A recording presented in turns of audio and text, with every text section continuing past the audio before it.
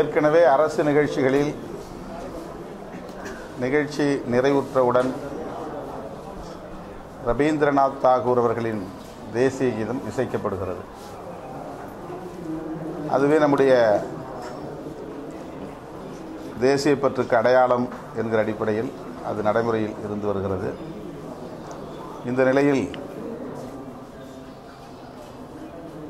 சென்னை உயர்நீதிமன்றம் வந்தே மாதரம் பாடலையும் பாட வேண்டும் என்ற ஒரு தீர்ப்பை அளித்திருப்பதாக தெரிய வருகிறது.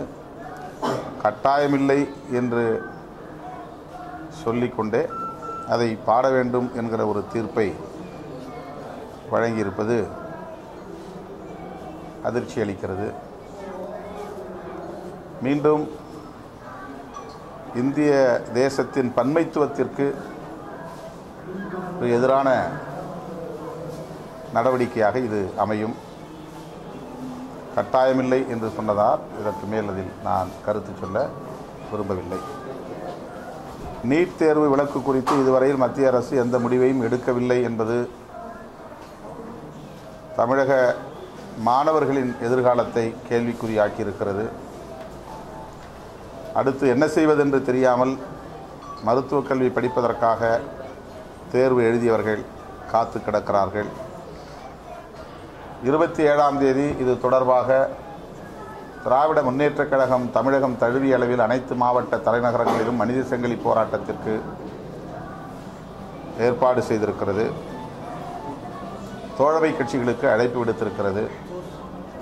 திராவிட முன்னேற்றக் கழகத்தின் இந்த அழைப்பை ஏற்று விடுதலை சிறுத்தைகள் கட்சி மற்றும் இடதுசாரிகள் மனித சங்கிலி போராட்டத்தில் பங்கேற்கிறோம். நான் கடலூரில் நடைபெறுகிற இந்த மனித சங்கிலியில் பங்கேற்கிறேன்.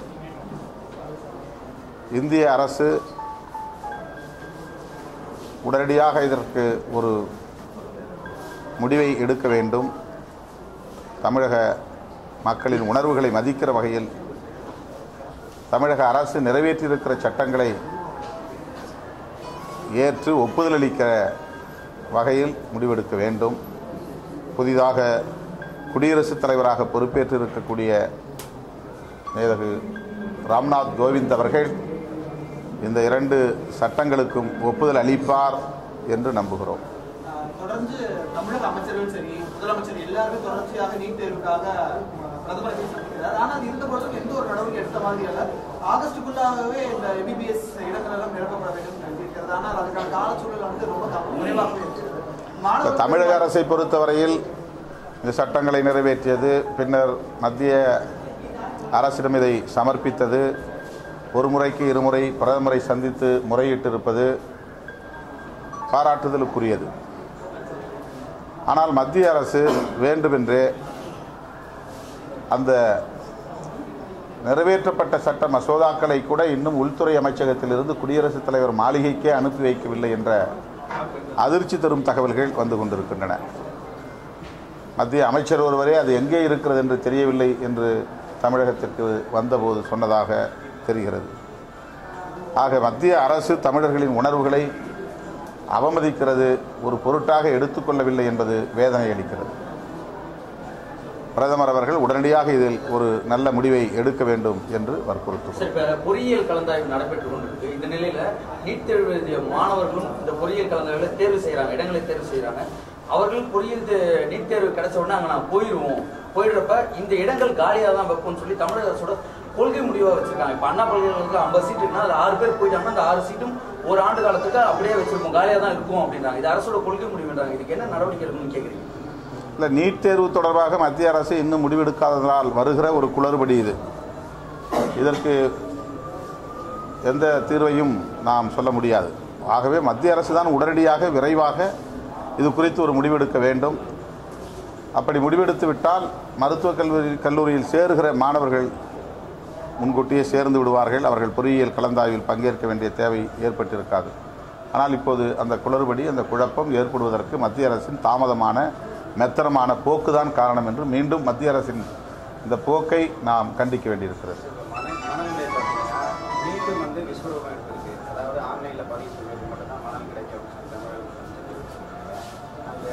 உரிமையாளர்கள் குவாரி உரிமையாளர்கள் வந்து இப்பவும் 25,000 30,000 விலைக்கு அந்த தொழில் செய்கிறவங்க வந்து கஷ்டப்படுறாங்க அப்படின்ற ஒரு போக்கு தெரிவித்து. இது மிகப்பெரிய ஒரு சிக்கலை சங்கடத்தை ஏற்படுத்தியிருக்கிறது கட்டுமான பணிகளில். மணல் வியாபாரம் என்பது முறைப்படுத்தப்பட வேண்டும், வெளிப்படையானதாக இருக்க வேண்டும். அரசு நேரடியாக இதில் தலையிட்டு எல்லோருக்கும் எளிதில் கிடைக்கக்கூடிய நிலையை உருவாக்க வேண்டும். அண்டை மாநிலங்களில் எம்சாண்ட் என்கிற செயற்கை மணல் அதிக அளவில் உற்பத்தி செய்யப்படுவதற்கும் அதை விநியோகிப்பதற்கும் உள்ள ஏற்பாடுகளை செய்திருப்பதைப் போல தமிழகத்தில் அந்த மாற்று மணலை உற்பத்தி செய்வதிலே கூடுதல் கவனம் செலுத்த வேண்டும். அதை நிறைய பயன்பாட்டுக்கு கொண்டு வருவதற்கு அடிப்படை பணிகளை செய்ய வேண்டும் என்று வற்புறுத்துகிறேன். 2009 நடைபெற்ற ஒரு போராட்டத்தில் பங்கேற்றதற்காக அப்போது போடப்பட்ட பதிவு செய்யப்பட்ட ஒரு வழக்கில் 7-8 ஆண்டுகளுக்கு பிறகு தமிழக அரசு அவரை கைது செய்திருக்கிறது என்பது உள்ளபடியே அதிர்ச்சி அளிக்கிறது. திவ்ய பாரதி ஒடுக்கப்பட்ட மக்களின், விளிம்பு நிலை மக்களின் பிரச்சனைகளை ஆவணப்படமாக்குகிறார். அந்த களங்களில் அவர் தொடர்ந்து நிற்கிறார்.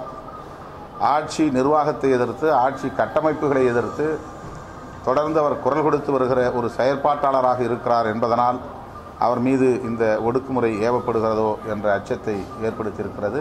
இது உள்ளபடியே வன்மையான கண்டனத்திற்குரியது. அவர் மீது மட்டுமல்ல, இப்படி மனித உரிமைகளுக்கு போராடக்கூடியவர்கள், தமிழ் உணர்வாளர்கள், தமிழ் தேசிய போராளிகள் என்று அனைவரின் மீதும் தமிழக காவல்துறை அடக்குமுறைகளை, ஒடுக்குமுறைகளை ஏவுகிறது. ஜூலை 23ஆம் தேதி நெல்லையில் விடுதலை சிறுத்தைகள் கட்சியின் சார்பில் மாஞ்சோலை தொழிலாளர்களின் உரிமைகளுக்காக போராடி உயிர் நீத்தவர்களுக்கு அஞ்சலி செலுத்தப்பட்டது. காவல்துறையின் அனுமதியோடு தான் நாங்கள் ஒரு இடத்தில் திரண்டு தாமிரபரணி நதிக்கு சென்று அஞ்சலி செலுத்தினோம். ஆனால் நாங்கள் தடையை மீறி பேரணி நடத்தினோம் என்று வழக்கு பதிவு செய்திருப்பதாக தெரிகிறது. ஆக போராடுகிறவர்கள் இங்கு யாருமே இருக்கக்கூடாது. அறவழியில் போராடினாலும் கூட அவர்களை அடக்குவோம், ஒடுக்குவோம் என்கிற முறையில் தமிழக காவல்துறை செயல்படுவது ஏன் என்று விளங்கவில்லை. இதனை மிக வன்மையாக கண்டிக்கிறோம். திருவண்ணாமலை மாவட்டம் செய்யாறு அருகே புளியரம்பாக்கம் என்கிற கிராமத்தில் சாதி வெறியர்கள் பட்டப்பகலில் கொடூரமான ஆயுதங்களோடு புகுந்து 10க்கும் மேற்பட்ட வீடுகளை அடித்து சேதப்படுத்தியிருக்கிறார்கள். சொத்துக்களை சூறையாடி இருக்கிறார்கள். வாகனங்களை அடித்து நொறுக்கியிருக்கிறார்கள். கடைகளை சூறையாடி இருக்கிறார்கள். கண்ணில் பட்டவர்களையெல்லாம் தாக்கியதில் வெங்கடேசன் என்கிற தலித் இளைஞர் உயிரிழந்திருக்கிறார். இன்னும் 4 பேர் உயிருக்கு போராடும் நிலை உள்ளது. கடந்த 1 மாத காலத்தில் வடவழஞ்சி முத்தமிழன், மணச்சநல்லூர் கதிரேசன், இப்போது புளியரம்பாக்கம் வெங்கடேசன் என்று தலித் இளைஞர்கள் 3 பேர் கொடூரமாக சாதி வெறியர்களால் படுகொலை செய்யப்பட்டிருக்கிறார்கள். தமிழ்நாட்டில் தலித் மக்களுக்கு போதிய பாதுகாப்பு இல்லை. வீடு புகுந்து, தெரு புகுந்து தாக்குகிற ஒரு அவலம் இருப்பதற்கு காவல்துறையின் மெத்தனமான போக்குதான் காரணம். 10 கிலோமீட்டர் தாண்டி ஆயுதங்களோடு வந்து சேரிக்குள் புகுந்து தாக்குதலை நடத்திவிட்டு ஒரு குறிப்பிட்ட அரசியல் கட்சியின் அடையாளங்களோடு வந்து இந்த தாக்குதலை நடத்தியிருக்கிறார்கள். ஆக தமிழ்நாட்டிலே சாதியின் பெயரால், மதத்தின் பெயரால் வன்முறை வெறியாட்டங்களை தூண்டிவிட்டு அரசியல் ஆதாயம் தேடுவதற்கான முயற்சியில் மீண்டும் சாதியவாத சக்திகள், மதவாத சக்திகள் களமிறங்கியுள்ளன என்பதற்கு இது ஒரு சான்றாக இருக்கிறது. கடந்த 6-7 மாதங்களில் ஏறத்தாழ 35 பேருக்கு மேலாக 35-40 பேர் படுகொலை செய்யப்பட்டிருக்கிறார்கள் என்றால் அதில் 25 பேருக்கு மேலானவர்கள் தலித்துகள் என்று புள்ளி விவரம் கூறுகிறது. இவ்வளவு கொடூரமான ஒரு வன்முறை வெறியாட்டம் ஒடுக்கப்பட்ட மக்களுக்கு எதிராக தமிழகத்தில் நிகழ்த்தப்படுவது வன்மையான கண்டனத்திற்குரியது. அரசு தொடர்ந்து வேடிக்கை பார்ப்பதை கைவிட்டுவிட்டு வன்கொடுமைகள் தடுப்பு திருத்தச் சட்டத்தை முறையாக நடைமுறைப்படுத்த வேண்டும். இவ்வாறு வன்முறைகளில் ஈடுபடக்கூடியவர்களை குண்டர் தடுப்பு சட்டத்தில் சிறைப்படுத்தி சிறையில் இருக்கும்போதே குற்றப்பத்திரிகை தாக்கல் செய்து அந்த வழக்கை விரைந்து முடிக்க வேண்டும், தண்டிக்க வேண்டும் என்று விடுதலை சிறுத்தைகள் கட்சியின் சார்பில் வலியுறுத்துகிறேன்.